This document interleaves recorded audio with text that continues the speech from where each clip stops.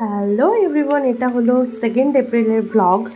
তো next part আর কি, কারণ সকালের ব্লগটা তোমাদের সঙ্গে শেয়ার করেছি, এবার রাতের ব্লগটা শেয়ার করব। তো বিকেলবেলা সুন্দর করে রেডি হয়ে তাড়াতাড়ি করে বেরিয়ে পড়েছিলাম। তো আমরা গেছিলাম অমরাবতী পার্কে, আই থিঙ্ক, হ্যাঁ অমরাবতী পার্কের দিকেই গেছিলাম। তো দেখো সুন্দর করে রেডি হয়ে গেছি আর বেরিয়েও পড়েছি। ওখানে গিয়ে দারুণ মজা করছি। এই দেখো আমরা দুজন দোলনা খাচ্ছি, আমাদের খুব মজা লাগছিল।